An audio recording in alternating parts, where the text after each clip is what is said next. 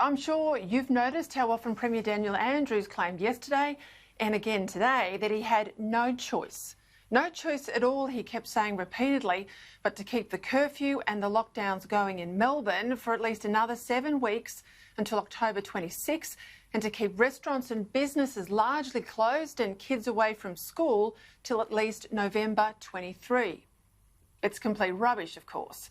But what self-serving deception is, that's what we've come to expect from this man, this bloke, who I believe is using this crisis now for political ends, in the hope we might all forget about how he got into this mess in the first place.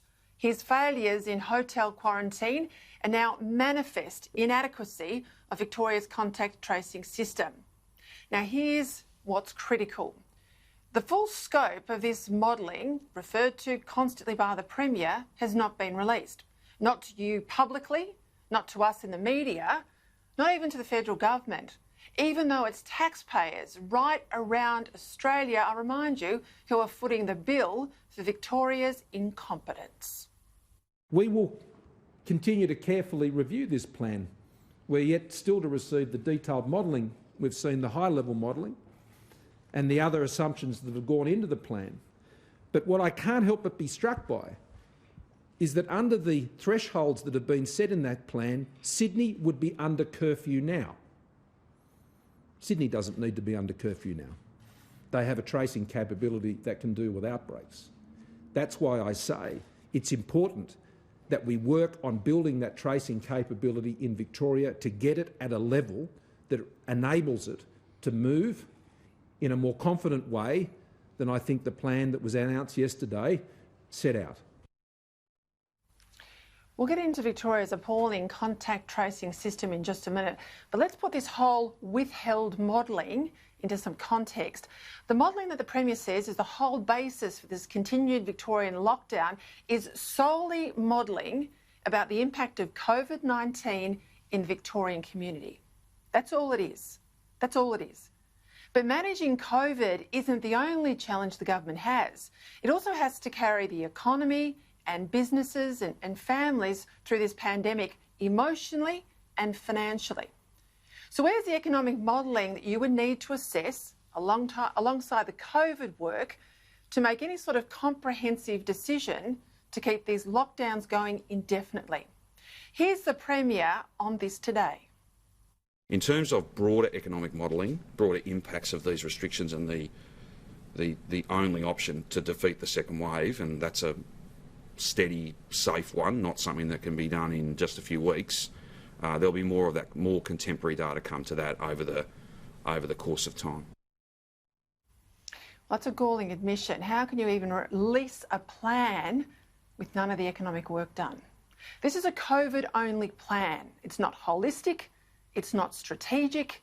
It's not the roadmap to recovery promised weeks ago. Where's the modelling on how many businesses will go to the wall under these lockdowns? What about the mental health modelling? The skyrocketing suicide risk, especially amongst young people. Where's that modelling? What about the domestic violence risks? Even the left pushed this around as a very dire risk in the first wave. Where's that modelling? What about the modelling on job losses? The modelling on bankruptcies? What about the modelling on anticipated mortgage defaults, given Victoria will now have had the longest and toughest lockdowns of anywhere in the world under this plan? What about the financial stress? What about the anticipated increases in cancer and heart disease and dozens of other health concerns, because we're not modelling the impact of this virus keeping people from following up other symptoms? Indeed, the most frequent response from Daniel Andrews yesterday and again today was this: I'll check. We'll try and come back to you with that. I don't have the detail in front of me. We haven't done that yet. Yet we'll announce that soon. How can you deliver any sort of plan, call it a recovery map, and leave the bit about recovery out? To date, hyper-political state premiers have played the virus numbers game in Victoria, Queensland and WA in particular, and they've left the Commonwealth taxpayer, that's you, to pick up the cost for the economic recession that we're now in. Well, the PM made it clear today he's not going to bail out any bad decision-making any longer. The other thing that I'd be looking forward to seeing soon is the announcement by the Victorian government about what the economic support plan they will be delivering to Victoria to mitigate the economic consequences of the plan that they've outlined. It is right that the Victorian government make the first response to set out what the economic supports are they will put in place to deal with the measures that they have put in place.